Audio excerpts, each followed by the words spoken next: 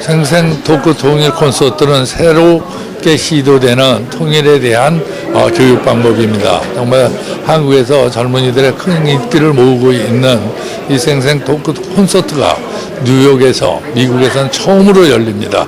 오늘 이 콘서트를 계기로 해서 통일을 염원하는 열기가 뉴욕으로부터 활활 일어나기를 소망하는 바입니다. 동포 여러분들께서도 앞으로 통일 사업에 적극 참여해 주셨으면 하는 바람 또한 가지고 있습니다. 감사합니다.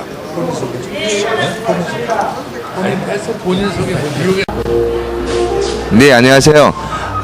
백제실대 교수 김철웅이라고 합니다.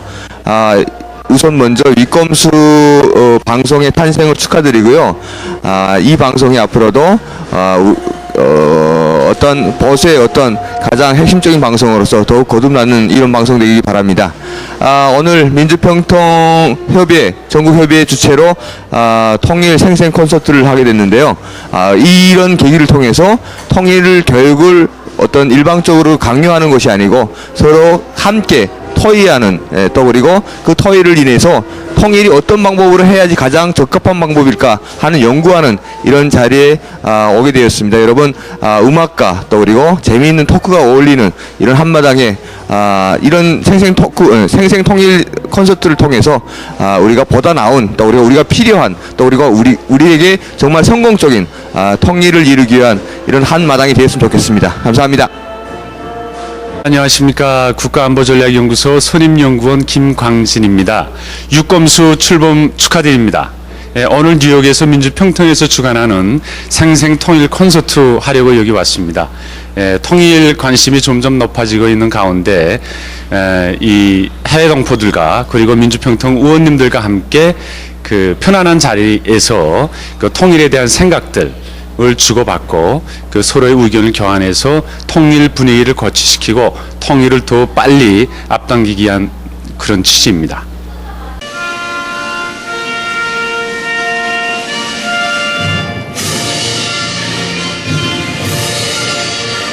나는 자랑스러운 태극기야. 자유롭고 정의로운 대한민국의 분말 영광을 위해 충성을 다할 것을 굳게 다짐합니다. 다음은 순국 선열과 호국 영령에 대한 묵념이 있겠습니다. 일동 묵념.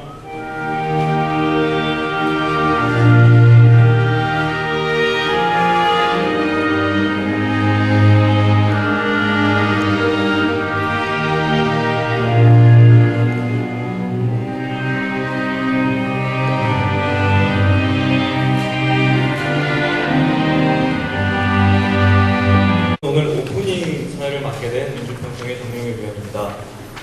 오늘의 행사는 지루한 설명에도 졸음이 오는 강연회도 아닙니다. 오늘의 행사는 통일에 대한 우리의 열정과 생각을 서로 소통하는 콘서트입니다. 콘서트 가보셨겠지만 콘서트에서 제일 중요한 것은 가수와 청중과의 교감입니다. 오늘 앞에 자리하셔서 콘서트를 이끌어 주실 네 분의 패널과 또 그들이 부르시는 통일 노래에 교감하시고 또 그 노래를 같이 따라 불러주시기를 부탁드립니다. 그러면은 생기 있는 뉴욕 코리안 재즈 오케스트라의 공연으로 오늘 콘서트의 문을 열겠습니다.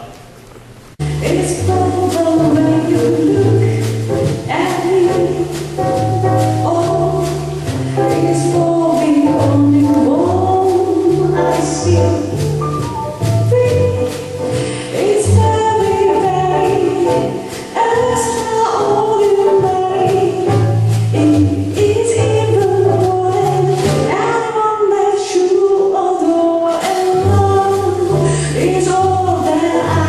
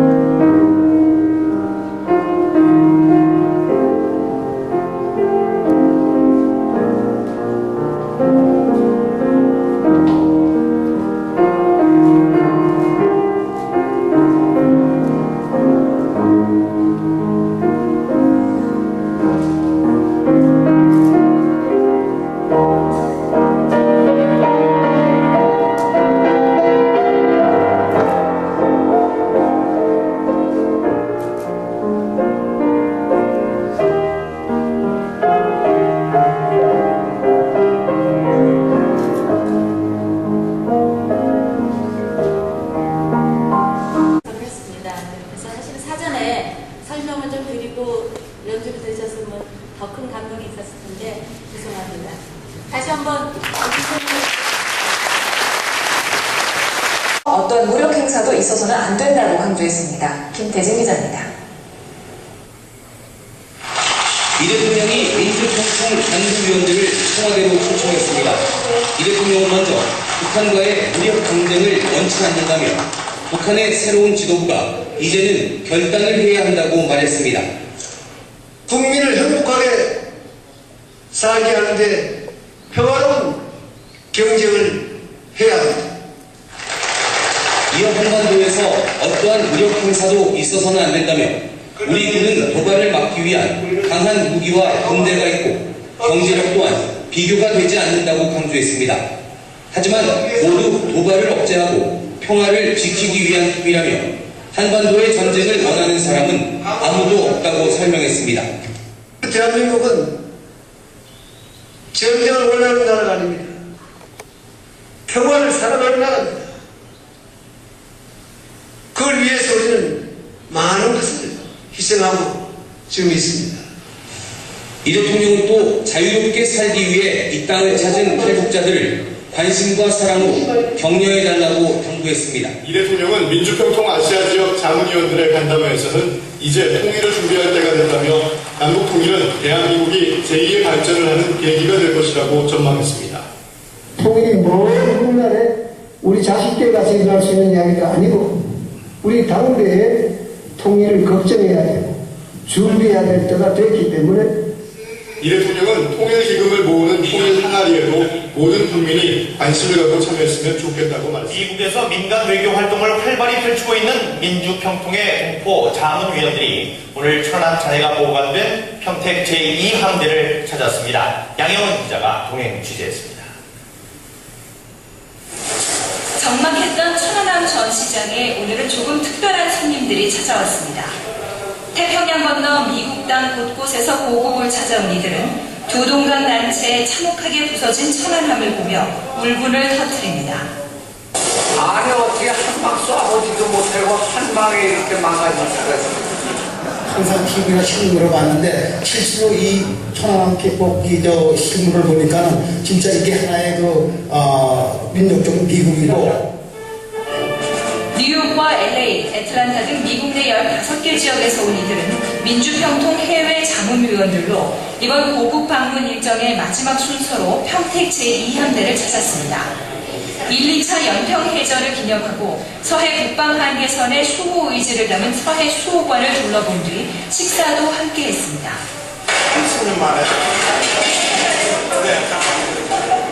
해외에서는 사실 그 대한민국의 그 안보랄까 안보 태세가 그렇게 굳건하냐 그런 거에 대해서 많은 의문점도 가지고 있습니다. 그런데 이번에 이제 나와서 근데 야 정말 그 태세가 완벽하고 800여 명의 동포 자문위원들은 더 이상 남북 분단의 비극은 없어야 한다며 해외에서 통일을 앞당길 수 있도록 노력하겠다고 다짐했습니다. KBS 뉴스 양영입니다. 그리고 또 감격도 좀 벌써 벅차오르고 기쁜 마음도 많이 벌써 갖고 있습니다. 저희가 이제 국민의례라고 이 행사를 시작했지만 이렇게 대동연회장을 오랜만에 꽉 채운 이 열성과 이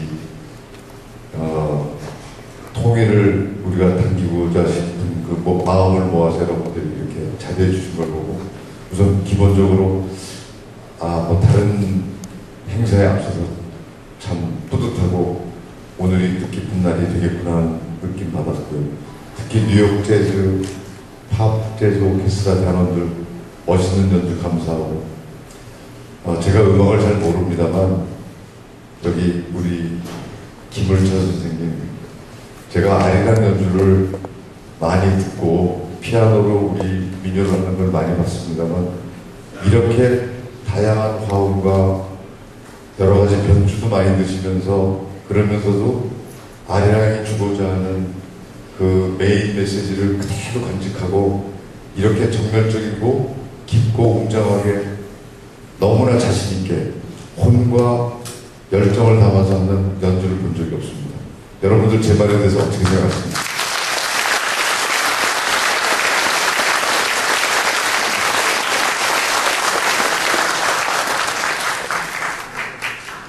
우리 북조선에서는 조선인민들이 역시 훌륭하다고 합니다. 우리 한국에서는 한국 사람들은 역시 대단하고 훌륭하다고 합니다. 제가 오늘 다시 한번 느낀 거는 우리 남과 북이 정말 다르지 않고 정말 대단히 우리 민족은 정말 훌륭하고 재능이 많구나는 걸 새삼 느꼈습니다. 절대로 우리 북한에 남아있는 우리 동포들을 깔보러가 약자보고서는 안 되고 그분들을 늘 우리가 생각하고 우리보다 더 앞으로 자유와 재능을 만끽하고 세계무대에 나와서 정말 큰 힘을 우리랑 같이 발휘해야 될 우리 형제들이구나. 우리 삼촌, 우리 동포들. 그리고 그거를 우리 김 선생님이 그냥 음악 하나로 다 보여주셨습니다. 너무 감사합니다.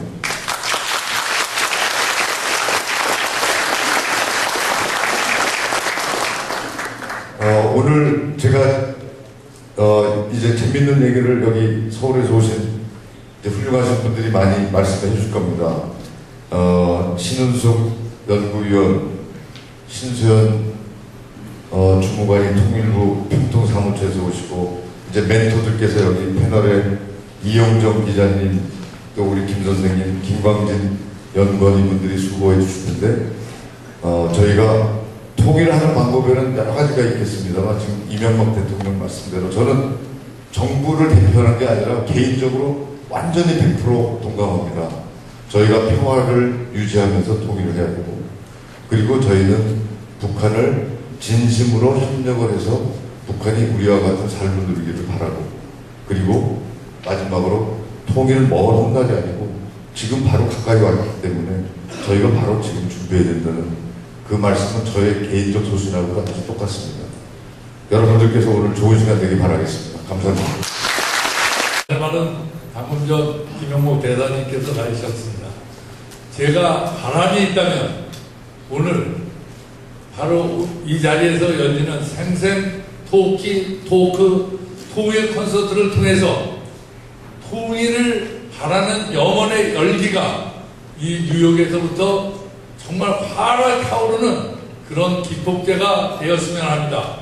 꼭 그렇게 되도록 여러분 이 시간 이후 통일의 전도사가 돼 주십시오 하는 부탁을 드리겠습니다. 돼 주실 거죠? 네. 대답이 없습니다. 돼 주실 거죠? 네. 그렇게 된다고 믿습니다. 그러면 김정은이 북한 최고 지도부와 함께 운두차를 호위하며 의정대 앞을 지납니다. 경례하는 최고 사령관 동지를 수모하기 위하여 멍스키 정리를 하였습니다. 눈보라로 앞이 보이지 않는 상황에서 평양시를 돌고 다시 금수산 기념공전에 돌아온 행렬엔 21발의 조총이 발사됐습니다. 김정은은 이 자리에서도 북한 최고 실세들과 단상 한가운데 올라 육해 공부를 서열했습니다. 김정일 위원장의 연결식 전 과정을 김정은 부위원장이 주도함으로써 북한은 대내외에 김정일 위원장의 시대가 가고 후계자 김정은의 시대가 왔음을 공식 김정일 국방위원장은 37년간 건조해 있었지만 그의 일정은 단 한 번 국민들에게 공개됐습니다. 영국적 국민과 장병들에게 영광입니다. 웃음기 없는 얼굴, 김 위원장은 자신의 신비화를 추구했습니다. 오늘 김정은 일비서는 달랐습니다. 20분이 넘는 긴 연설. 해양기가 휘날려 것이며 언제나 우리를 새로운 승리로 고무주동할 것입니다. 최후의 승리를 향하여 앞으로 웃고 지시하고 손들고 이민복 차림까지 할아버지 고 김일성 부적과 닮았습니다. 김일성처럼 스스럼 없는 대통령치를 연출해 할아버지의 카리스마를 활용하려는 의도로 풀이됩니다. 그래서 열병식에는 김일성의 항일무장투쟁 시절 김하부대까지 등장해 김일성 향수를 한껏 자극했습니다. 항일전쟁의 수천리길을 달린 잊지 못하는 그날의 백만합니다. 열병식 뒤 북한방송은 김일성, 김정일, 김정은에 대한 찬양 노래를 차례로 내보내며 대대하는 김정은 동지께 최대의 영광과 가장 뜨거운 감사를 드립니다. 북한 노동당 중앙위원회가 어제 정치국 회의를 열어 이영호 총참모장을 모여서 해임하기로 했다고 북한 매체들이 오늘 보도했습니다. 해임의 이유는 신병관계라고만 밝혔습니다. 회의에서는 리용호 동지를 신병관계로 모든 직무에서 해임하기로 결정했습니다. 이영호는 김정은 체제에서 권력 서열 5위로 당과군의 주요 직책을 모두 맡아 실세군의 그녀는 절대 권력자의 부인이었고 또 다른 절대 권력자의 어머니다. 우영희, 북한의 3대 세습 후계자 김정은의 승. 한 번도 모습을 드러내지 않던 그녀가 드디어 회의를 거쳤다.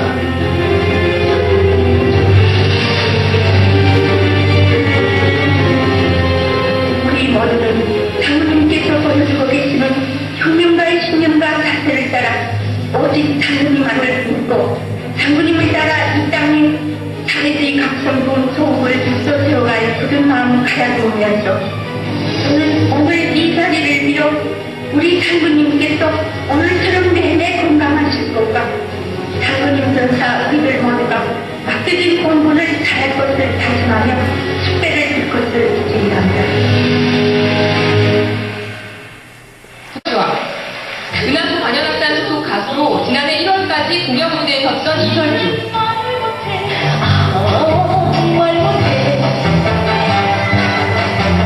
또 지난 2005년 인천 아시아 육상선수권 대회에 청년학생 협력단원으로 참가했던 당시 16살의 이설주는 모두 같은 사람이라고 국가정보원이 오늘 국회에서 확인했습니다. 특히 이설주는 인천 아시아 육상선수권 대회 당시 5박 6일 동안 응원단으로 머물면서 공연도 했던 것으로 확인됐습니다. 북한은 어제 주 북한 외교단에 이설주를 소개한 데 이어 오늘은 김정은과 팔짱을 끼고 유원지 준공식에 참석한 모습을 공개했습니다. 민족 고유의 훌륭한 것을 창조하는 것과 함께 다른 나라의 것도 좋은 것을 대담하게 받아들여 우리의 것으로 만들어야 한다고 하시면서 공연을 관람한 최고 지도자의 개방 의지를 반영한 듯 모란봉 악단 여성 연주자들은 어깨와 다리를 훤히 드러낸 특구적인 의상을 입었습니다. 이런 복장은 김정일 위원장 시절에는 퇴폐적이라고 금기시되었습니다. 특히 미키마우스는 미국 만화 영화까지 무대 배경으로 활용하는 파격을 선보이기도 했습니다. 북한 김정은 국방위원회 제1위원장이 외교무대에 데뷔했습니다. 김정은은 2일 북한을 방문 중인 왕자루이 중국 공산당 대외연락부장을 접견한 겁니다. 김정은이 2010년 10월 후계자에 오른 이후로는 물론 지난 4월 제1비서에 오른 이후로도 외비를 만난 것은 이번이 처음입니다. 방중 닷새째인 장성택 부위원장, 베이징 인민대회당에서 후진타오 주석을 만난 뒤 청와대격인 중난하이에서 원자마오 총리를 만났습니다. 후 주석과 원 총리 모두 북한의 홍수 피해를 각별히 위문했습니다. 후 주석은 또 지난 14일 북중 간의 나선지구와 황금평 유화도 개발과 관련한 제3차 회의에 한미 연합방위 태세를 점검하는 음지국선 가디언 연습이 내일부터 2주 동안 실시됩니다. 주로 컴퓨터를 이용한 워게임 방식으로 진행됩니다. 북한은 연습이 시작되기도 전에 강하게 반발하고 있습니다. 이례적으로 북한 최고 지도자인 김정은 노동당 제1비서가 연평도 포격 도발을 주도한 서해 최전방 부대의 모습을 드러냈습니다. 최용희 등 소수의 측근만 대동한 채 낡고 작은 목선을 타고 나타난 김정은은 이 부대의 영웅 칭호까지 내리며 을지 연습을 강하게 비난했습니다. 만약 침략자들이 전쟁을 강요한다면 서해를 적들의 최후무덤으로 만들라고 명령하시었습니다. 조국평화통일위원회 등 북한 대남 단체들도 합동 성명을 통해 남측이 북측 전쟁 연습을 강행할 경우 전면전도 불사하겠다고 위협했습니다. 백두산 대국이 전쟁 및 청이들에게 어떤 불길함을 안기고 제2의 세리치를 맞이하는가를 보게 될 것입니다.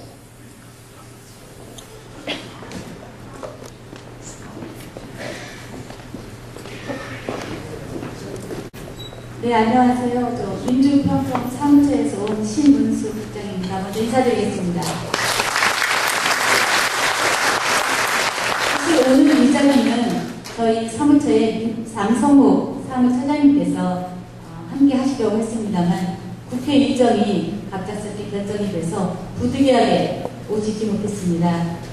우리 뉴욕 협의회 자문위원님들과 또 뉴욕 교민 여러분들께 처장님께서 정말 죄송스러운 마음과 아쉬운 마음을 전하셨습니다.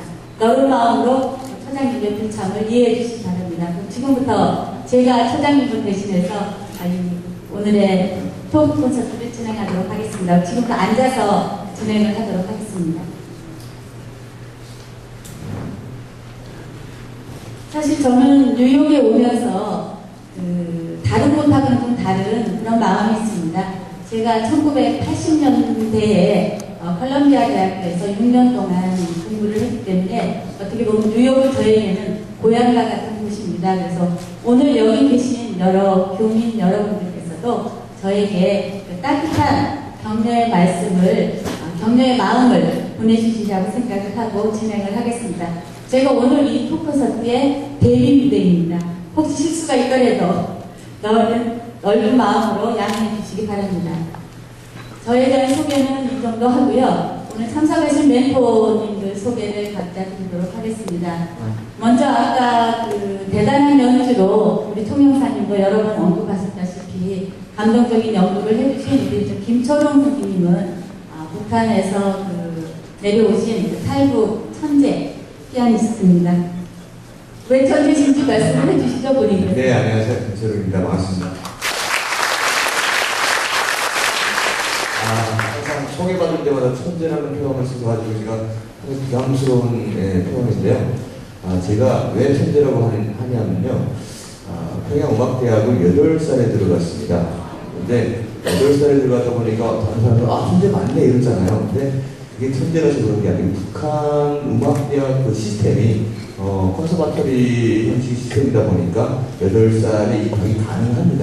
약간 경쟁력은 있습니다. 이렇게 말씀드려도 제 자랑 될 것 같은데요. 좀 이참에 제 자랑 좀 하겠습니다. 네. 경쟁률이 한 760대 1 정도 됩니다. 네. 그런 게 맞죠? 네. 저는 2002년도에 한국에 입국을 했고요. 현재 백제예술대학교에서 학생들 가르치고 있습니다. 감사합니다, 여러분. 우리 김정은 선생님이 계시는데 어머님이 굉장히 육성이시지 않았을까. 그래서 우선은 어떻게 그런 높은 경쟁률을 뚫고 그 나이에 들어가실 수 있겠습니다. 그런데 그렇게 거기서 공부를 하시고 인정을 받으셨는데 어떤 계기로 남쪽으로 오시게 되었는지. 예, 아까 아리랑이 상당히 심각했죠, 여러분들. 여러 가지로 심각을 하고 뭔가 모르게 이렇게 가슴도 와닿고. 제가 생긴 건 이래도 약간 로맨틱한 부분이 있습니다. 네. 제가 사연이 좀 있는데요. 저는 탈북을 한 이유가 어떤 흔히 여러분들 탈북했다 그러면 가장 먼저 떠오르는 단어가 되게 배고팠겠다? 네. 제가 이를 퍼쿠션하고 어떤 연주회나 특강이나 이런 데를 많이 갑니다. 가면 꼭 밥을 한 끼씩 사줍니다. 네. 그러시면서 꼭 하시는 말씀이 있어요. 분명히 이런 거 없죠? 그러더라고요. 이거는요, 배고파서 온 것도 아니고, 그리고 어떤 정치적 슬로건이 있어서 온 것도 아닙니다. 바로 제가 하고 있는 이 음악 때문에 탈북을 감행을 하게 됐는데요. 제가, 여러분들도 어릴 때부터 쭉 성장하다 보면 첫사랑이라는 걸 하게 되잖아요. 네, 하신 지가 하도 오래가지고 기억이 안 나요. 네, 근데 그 첫사랑은 저는, 불행스럽게 짝사랑이었습니다. 근데 제가 아무리 그녀에게 대시를 하면 이 여자가 도무지 마음을 안 받아주더라고요. 그래서 제가 그때도 영화를 많이 봤어요. 왜? 영화에서 돌아보면 프로포즈 할 때 남자가 피아노 치고 프로포즈 하면 문이 열리냐고 이러면 문이 열리잖아요. 그래서 제가 한번 그런 걸 한번 해보려고. 그래서 그녀에게 켜주기 위해서 북한에서 금지하는 곡들이 있습니다. 즉 다시 말해서 여러분들이 생각하는 대중음악, 아까 바로 우리 재즈밴드가 연주했죠? 바로 저런 연주하면 바로 잡혀갑니다. 네. 그 치지 말라는 금지곡을 그녀에게 켜주기 위해서 연습을 했다가 그걸 듣고 누가 보이브에 신고를 합니다. 보이브라는 기간, 보이브 비밀경찰 같은 기간이죠.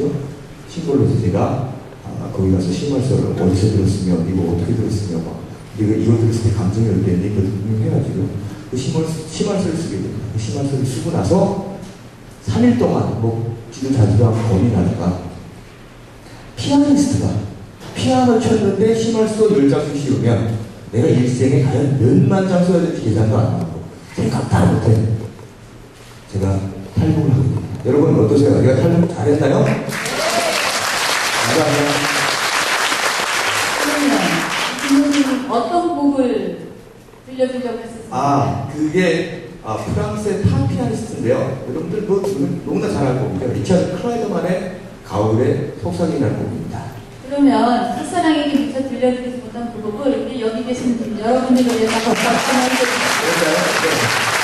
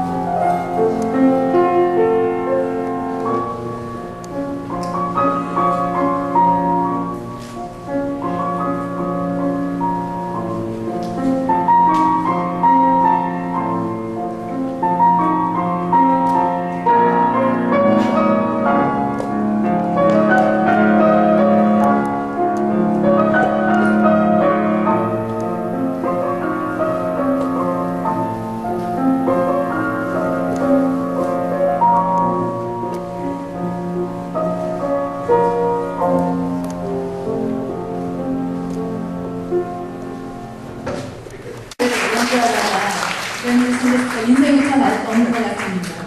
그 옆에 계신 우리 중앙일보의 이영정 사장님, 사실 중앙일보에서는 북한 관련한 전문 기자로서 오랫동안 활동하셨고 북한에 관련한 책을 여러 번 펼쳐내신 걸로 알고 있는데 좀 소개 좀 해주시죠.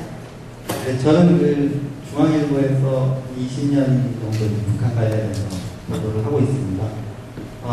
저희가 10번 정도 넘게 국내에서 이제 통일 콘서트를 했습니다.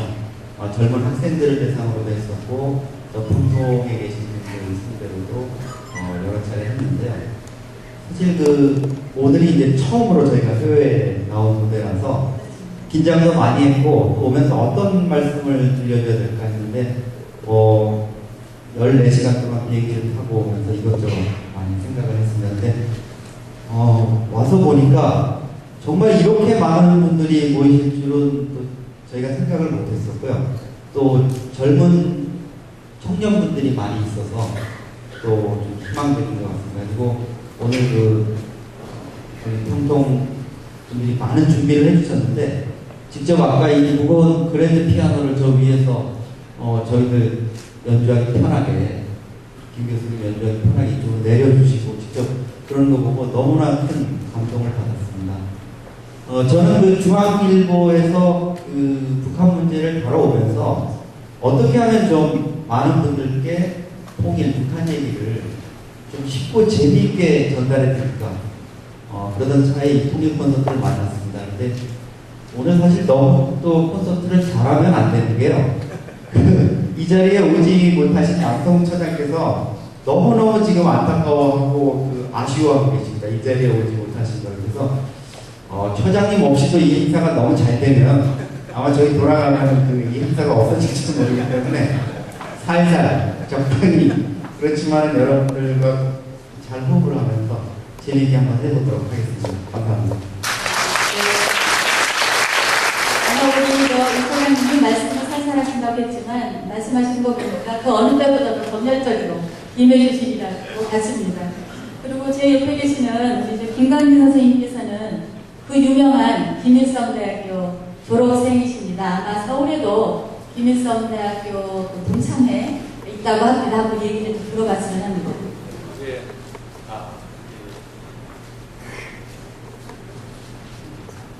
안녕하십니까, 김강진입니다. 김일성대 외국어문학부를 졸업을 했습니다. 김일성대에 나오기 전에는 평양외국어 학원 외국어부를 졸업을 했습니다. 이제 1989년 13차 세계 청년학생 축전 아시죠? 그리고 임시경 씨랑 이제 갔었죠. 했었는데 그때 동시통역도 이제 과장을 했습니다. 방금 말씀하신 것처럼 평양에는 김일성대 동문회가 없습니다. 근데 이제 북한에서 내려온 김일성대 졸업생들이 서울에서 그리고 전영철 산울이라는 국회의원 비례대표 사원을 했었죠. 탈북자 출신 그분을 이제 회장으로 모시고 우리 김일성대 동문회 한 20여 명 활동을 하고 있습니다. 네, 제가 김일성대 졸업하고 이제 북한에서는 지금 북한의 실세죠. 장성대 행정부장 밑에서 평균장 관리도 했습니다. 하면서 이제 달러, 미국 달러죠. 너무 많이 만져갖고 막 옷에 기름이 될 정도로 돈 많이 받으니까 이제 돈 같지 않더라고요. 너무 많이. 그래서 평명자금을 관리를 했고 해외에 이제 파견돼서 일도 많이 했습니다. 지금은 한국에 와서 국책연구기관에서 대북 문제, 통일 문제를 연구하고 있습니다. 만나서 반갑습니다.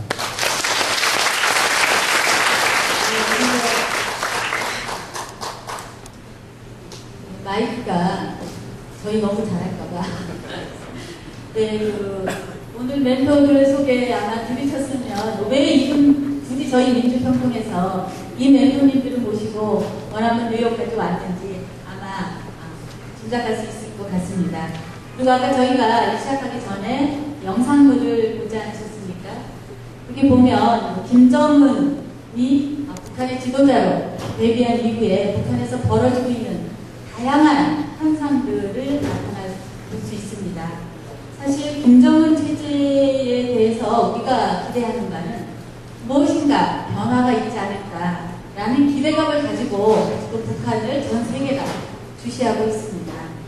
김정은 선생님, 아마 북한에 있는 가족들하고 교류가 좀 있으신 걸로 알고 있는데 알려주면 안 되는 거 빼고 알려도 되는 거 있으면 현재 북한에 벌어지고 있는 현상이 어떤 것들인지 한번 좀 말씀해 주시죠.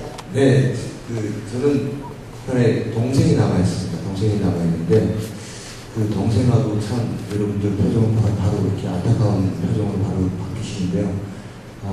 저한테는 하나밖에 없는 동생이지만 또 한편으로는 참 뭐랄까요, 요즘에 불편한 진실이라고 해야 될까요? 동생이 만날 저한테 전화가 옵니다. 전화가 오는 이유가 돈을 보내달라는 겁니다. 그래서 전화는 어떻게 통화가 되냐면요. 북한에 있어서 중국 핸드폰이 북한에 들어갑니다. 그러면 중국 통화가 가능한 국경 지역까지 와가지고 통화를 하게 되면 국제전화, 중국에서 저한테 그러니까 핸드폰으로 저희 핸드폰으로 국제전화하는 식으로 들어오는 거예요. 저는 잘 바로 볼 수는 없는데 그쪽에서는 저한테 볼 수 있는 거죠. 그래서 한 번씩 거의 한 달에 한 번 아니면 한 달 채 안 돼서도 와가지고 돈을 좀 보내달라. 여러분들도 이민 생활 다 해보셨으니까 아시겠지만 돈이 이렇게 하면서 그냥 제가 찍는 것도 아니잖아요. 근데 걔는 아마 제 동생은 아마 돈을 찍는 거가 생각을 하는지 한 달에 한 번씩 와서 무조건 $5,000 이상 내라고 하는데요. 그래도 이번 토크호스트 개런티를 받으면 아마 거기도 좀 구체적이야 될 것 같습니다. 그런데요, 제 동생 얘기를 들어보니까 김정은 시대가 왔음에도 불구하고 이제는 김정은이라는 존재 자체를 전혀 모르는 사람이다 보니까 또 그리고 누가 오든 말든 민심 자체가 주석이 아무래도 누가 되든 자기네들은 이제 먹고 사는 것만 그냥 가만 내버려두면 좋겠다. 특히 시장에서는 그냥 이런 주거 사고 팔고 하는 이런 장사 행위만 해도 묵과했으면 좋겠다. 그것만 안 건드렸으면 좋겠다. 이런 민심이 많다 보니까 김정일 정권 때하고는 별다른 변화가 없다고 이렇게 제가 들었거든요. 김철원 선생님께서는 동생분에게 거의 매달 돈을 보내주고 있는데 사실 저희가 굉장히 궁금해요. 도대체 어떤 경로로 그 돈이 북한에 들어가는지 이런 부분도 사실 굉장히 궁금하실 수 있기 때문에 어떻게 간단하게 좀 어떤 경로를 통해서 가게 되고 그게 북한에 있는 가족에게는 어떤 작용을 하게 되는지. 네. 중국에 있는 조선족들을 통해서 이렇게 돈이 전달되는데요. 조선족 분들이 한국 계좌를 개설을 합니다. 그러면 제가 미리 알았던 조선족 통해서 조선족이 전화를 옵니다. 어느 계좌를 넣어라. 그러면 제가 $1,000 정도 계산을 해가지고 돈을 입금을 시키면 그 사람이 30%를 뗍니다. 30%를 수수료를 떼고 예를 들어 100만 원을 간다면 30만 원은 자기가 챙기고 70만 원을 갑니다. 근데 나는 너무 그나마도 괜찮은데 70만 원을 가는 게 어때요? 근데 지금 현실적으로 북한에서 쌀 1kg, 쌀 1kg이 3,000원. 그러니까 $100가 36만 원 정도 됩니다. 그러면 우리가 그냥 대충 계산해보면 한 120kg 정도의 쌀을 할 수 있겠죠? 근데 그 $100가 그런 정도니까 제가 볼 때는 한 2달, 아니 한 2~3달은 살 것 같은데 왜 제 동생은 매달 와서 저한테 돈을 달라고 그럴까요? 네, 참 저는 이게 상당히 궁금합니다. 네. 근데 그런 상호 가치를 해가지고 어쩔 수 없이 그런 조선족들을 통해서 돈이 전달되고 저는 또 꼬박꼬박 동생한테 이 돈을 제대로 받았다면 항의 전화를 또 받아야지 제가 또 근데 이것이 어느 정도로 되냐면 한 해에 탈북하신 분들이 주고받는 액수가 200억이 넘습니다. 네, 그래서 이 액수를 무시 못한다고 이런 얘기를 잠깐 들었던 것 같습니다. 네. 네, 우리 이영정 작가님. 지금 이제 북한에 김정은이 이제 북한에서 집권한 이후에 사실 북한 인민들의 먹을거리를 찾아가는 것이 사실 김정은 체제가 얼마나 빨리 안정을 찾게 되는가 하는 주요한 요소라고 얘기하죠. 그래서 이번에 김정은이 6.28 조치라고 해서 이제 북한의 집단농장 관련해서 배군 관련한 이제 변화를 주는 등 뭔가 북한 경제에 조금 변화가 있지 않을까라는 기대가 있는데 어떻게 보십니까? 네, 김정은이 올해 나이가 28살입니다.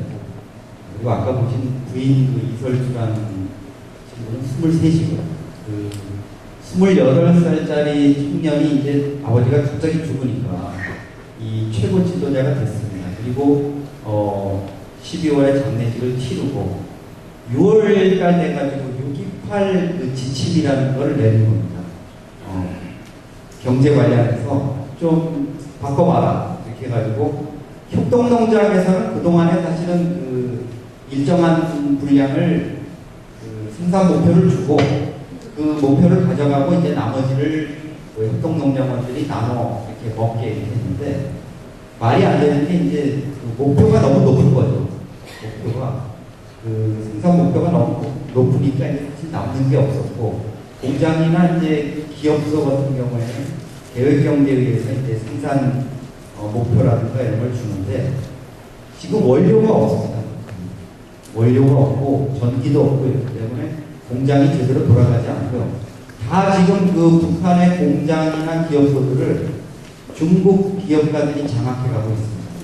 어떻게 하냐면 화학 공장이다 이러면은 중국에서 팔 이런 무슨 플라스틱 이런 그릇이라든가 이런 것들을 중국에서 원료를 대주고 기업가들이 생산하게 합니다. 그리고 중앙정부에다가는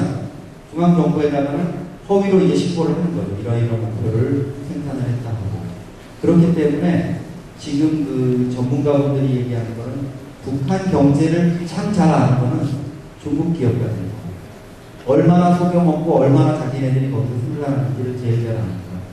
이런 상황이기 때문에 지금 현재 공장의 어떤 계획 경제, 그런 중앙정부에서 가격까지 정해주고 생산량을 정해주고 이런 체제를 좀 바꿔보려고 하는 이 김정은의 계획이 성공할 수 있을까 하는 의문이 듭니다. 우리 국내 언론에서 많이 이것이 마치 북한에서 엄청난 변화가 있을 것처럼 이렇게 얘기를 하는데요. 중국이 과거에 김소평이 개혁했던 거하고 북한이 지금 하려고 하는 가장 큰 차이점은 중국은 공산당의 강령으로 정확히 그걸 채택하고 대외적으로 밝히고 지도자가 적극적으로 이끌어서 그걸 추진해 나갔습니다. 지방도 돌아다니고 있습니다. 김정은은 지금 사실 6.28 조치를 내렸다고는 그러는데 소문만 있지 어떤 문건이나 문서가 없습니다. 2009년에 김정은이 후계자 시절에 화폐개혁을 실시했습니다. 왜? 주민들이 가지고 있는 돈을, 달러를, 아까 이렇게 김철홍 김철홍 교수님 동생분이 몰래 이제 달러를 받아가지고 가지고 있는 거. 이런 걸 다 하려고, 야, 이거 바꾸지 않으면 다 못 쓰게 된다. 빨리 가져와라. 이렇게 해가지고 화폐개혁을 했는데, 주민들이 반발하죠. 내가 이거 너희들이 준 것도 아니고 내가 시장에서 국수 말아가지고 몰래 팔고 이래가지고 번 돈인데 이걸 가져가냐. 화폐개혁이 실패했습니다. 그러니까 김정은이 사실은 자기가 후계자로서 어떤 업적을 쌓으려고, 경제 문제를 내가 해결했다 이런 업적을 쌓으려고 그게 실패를 하니까 박남기 국가계획위원장, 부총리급 정도 될 텐데 그 사람을 공개 총살을 해버립니다. 책임을 지고. 이런 식이기 때문에 지금 북한의 관리들이 누구도 이런 개혁 조치에 대해서 전면에 나서려고 하지도 않고요. 김정은 스스로도 진단만 하니 자기가 처방을 내리진 않는 거예요. 왜? 책임을 질 수 있습니다. 의사가 처방만 내립니다. 진단만. 그리고 수술은 안 하는 거랑 똑같습니다. 그래서 앞으로 조금 더 지켜봐야 되겠지만 김정은식의 개혁 개방이 과연 이 남쪽 우리 정부와의 어떤 교류라든가 협력이라든가 또 북한 체제가 어떤 핵무기를 버리고 미사일 개발을 포기하고 이런 근본적인 변화가 없이 가능하겠느냐 이런 점에서는 조금 회의스러운 입장입니다. 네, 우리 이영도 사장님께서는 이번 6.28 조치가 북한의 어떤 경제 시스템의 변화를 말하기에는 좀 이르다 이런 말씀이신 것 같습니다. 현재 북한에서 공간선생이 아마 1년에 북한 인민들이 굶지 않을 정도의 필요한 식량이 아마 500만 톤 정도로 알고 있는데 보통 북한에서는 아마 400만 톤. 올해 같은 경우는 좀 이제 가뭄과 홍수가 있어서 350만 톤 정도 생산이 될 거라고 그렇게 예상을 하고 있습니다. 그러면은 절대적으로 이제 식량이 모자라게 될 텐데 어떻게 생각하십니까? 지금 북한의 김정은 체제에서 이렇게 이제 북한 인민들에게 줄 식량이 절대적으로 모자라게 되면 사회가 이제 불안정하게 될 텐데 어떻게 생각하고 계십니까? 예, 식량 문제 해결하는 게 북한에서는 가장 지금 사활적인 문제죠. 오래전부터 이제 식량난을 겪어왔습니다. 80년대 제가 이제 3대 혁명 서조를 89년부터 2년 동안 강원도 문천군에서 했습니다. 지금은 문천시가 됐는데 문평재련소 아시죠? 문평재련소라고 일제 때부터 오래전부터 있던 제일 유명한 재련소가 이제 문천군이었습니다. 거기서 300년 서조 생활을 했는데 그때 제가 체험했던 농장 실태를 보면은 진짜 유락합니다. 북한에서 3D 욕정의 하나죠. 농사를 누구도 하려고 하지 않습니다. 젊은 사람들은 다 지방에서도 도시로 나가려고 하고 공장 기업소를 가려고 하고 그러니까 남자 노동력이 없어갖고 작업하는 자, 세법이소, 트랙터 운전기사 그 다음에 소를 많이 활용하죠. 소 관리하는 사람 빼면은 뭔가 유사들이 이제 농사를 종사하고 있고 그래서 북한이 이제 2002년에 7일 경제관리 개선 조치로 한번 시도를 했습니다.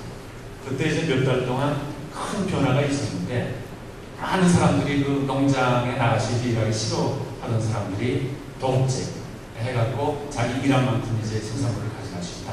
이런 조치가 취해졌으니까 사령 일찍 모판, 못 뜬다고 하죠. 인간에서 모판, 못 뜨는데 자리가 없을 정도로 사람들이 그렇게 많았답니다. 열심히 일했는데 그 이제 몇 달 후에 후집이 됐거든요. 근데 지금도 사실은 그때 이거 조치를 좀 더 구체화하려고 시도를 하고 있는데 국가가 이제 자금을 충분히 대주어야 그게 성공할 수 있습니다. 그 다음에 자금을 대주고 가격을 농산물의 가격을 시장 가격으로 맞춰서 그것을 수매를 받고 그 다음에 그것을 또 그 가격에 팔아줘야 이게 시장 원리로 해서 순환이 되거든요. 근데 시장 가격으로 농산물을 농민들한테서 사고, 그 다음에 그것을 군인들이나 당일군들, 간부들한테 배급을 줘야 되잖아요. 배급 주는 거를 시장 가격으로 줄 수가 없거든요. 그걸 배급 주면은 결국은 이 시장 원리가 이제 파기가 되는 겁니다. 그래서 저는 지금 조치가 크게 기대하기가 어렵지 않다. 그렇습니다. 두 분 말씀 들어보면 결국 올해도 역시 우리 북한의 주민들이 굶지 않기 위해서는 각자 정말 각계 전투를 해야 되는 그런 상황이 될 것 같습니다. 어쨌든 지금 북한에서는 경제 문제가 제일 그 주요한 이슈로 되어 있고, 이번에 그 장성태 부장이 중국을 방문을 한 것도 사실 이러한 경제 문제를 좀 해결하기 위해서 중국과의 협조를 위해서 중국에 방문을 한 걸로 알고 있는데요. 이현경 사장님, 언론에서는 지금 이번 그 장성택의 중국 방문에 대한 결과에 대한 평가를 어떻게 하고 계십니까? 일단 기본적으로는 그 북한하고 중국 국경 사이에 그 신의주 부분은 이제 황금평이라고 이렇게 강에 이제 이 섬처럼 이렇게 되어 있는 부분이 있습니다. 거기에 북한하고 중국이 이제 살짝 특구를 이렇게 만들었는데, 작년 6월에 했는데도 이게 제대로 진전이 없습니다. 장성택이 그 김정일의 지시에 따라서 착공식에 직접 참석을 했었는데요. 진전이 없습니다. 이번에 그 부분을 다시 한번 김정은 시대를 맞아서 추진해보자. 이게 표면적인 목적이었습니다. 근데 내막적으로는 김정은의 지시에 의해서 장성택이가 한 10억 불에서 100억 불 정도 중국 정부에다가 차관, 좀 돈을 좀 빌려달라, 이런 요청을 한 걸로 이렇게 알려지고 있습니다. 우리 정부 당국자들도 그 액수는 정확히 모르겠지만 그런 대화가 있는 것 같다, 이렇게 얘기를 하고 있습니다. 김정은 입장에서는 이제 경제를 아는 장성택이를 좀 활용을 하겠다는 것 같은데요. 사실 장성택은 좀 경제 문제와 관련해서 우리 한국하고도 좀 인연이 있습니다. 2002년에 경제시찰단을 이끌고 김정일이가 이제 남한 경제가 좀 어떻게 돼 있나 봐봐라 이래가지고 내려왔었는데요. 그때 아주 저희가 곤란한 일들을 많이 겪었습니다. 우리 비료 공장에 와가지고 우리가 이제 밖으로 공개하지 않는 그 비료 공장의 어떤 그 비법들, 이런 것들을 뭐 보여달라 그리고 이래가지고 곤란을 겪었는데, 그때 한 가지 에피소드만 말씀드리면은 그 장성택이가 얼마나 북한에서 권력이 세냐면은 자기 부인이 김정일의 여동생 김경희니까 무소불위의 권력을 그야말로 휘둘렀는데요. 실제로 단장은 누구였냐면 아까 처형됐다는 그 박남기 씨가 단장으로 왔는데, 장성택이 사실상 최고의 실세였어요. 그래가지고 그 당시에 저도 이제 취재를 하면서 따라다녀보면 장성택이 아침에 전날에 이제 발렌타인 30년사 뭐 이런 거 먹고 이러고 나가면, 그거 먹고 못 일어나면은 누구도 깨우지를 못하고 밖에 당간부들이 일정에 나가지를 못하고 복도에 서 있습니다. 근데 이제 장성택이가 문을 열고 탁 나오면 정말 그 좁은 복도 벽에, 이 벽에 무슨 거미나 무슨 낙지가 붙듯이 다 피해가지고 비켜줄 정도로, 그 정도로 무섭습니다. 그리고 장성택은 신기한 게 없었겠지만 다른 북한 그 경제부총리나 강요들은 삼성전자나 이런 데 와가지고 카드로 이렇게 그어가지고 무슨 음료수가 이렇게 나오는 자판기, 이런 것들이 너무너무 신기합니다. 그러니까 막 그것 때문에 정신없이 이렇게 구경을 하니까 장성택이가 뒤에 한마디 합니다. 야, 그만 가자 그러라. 딱 그러면 이 설명 듣던 이 장관급들, 이 사람들이 하늘짝 놀래가지고 쫓아갑니다.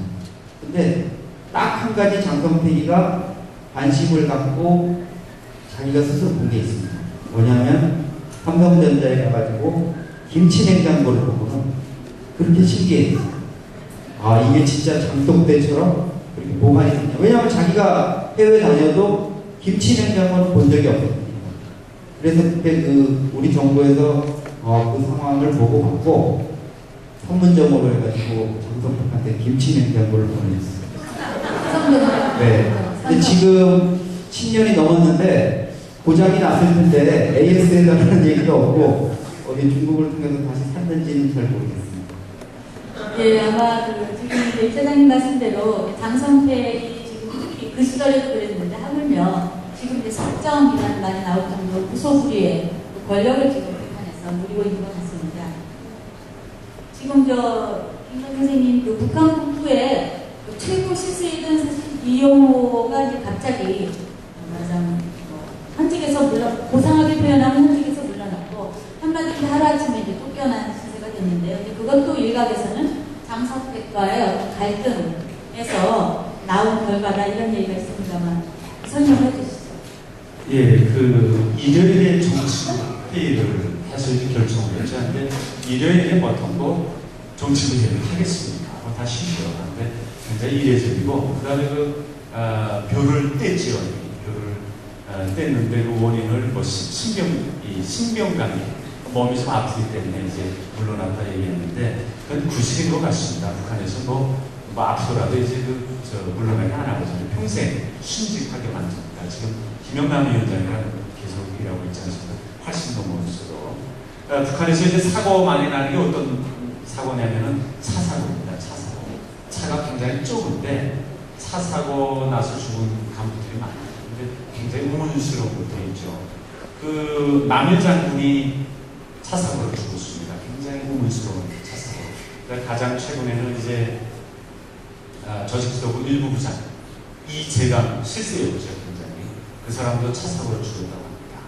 그 다음에 김용순 대남당 담당 비서 또 차 사고를 당하고 좀 앓다가 이제 죽었다고 하죠. 그러니까 이것들은 좀 뒤에 내막이 있는 알려지지 않는 그런 사고들이고 이번 경우에는 아마 권력 암투 그 다음에 이제 돈과 함께 김정은이 통장 총리 사장이 된 거 아닙니까?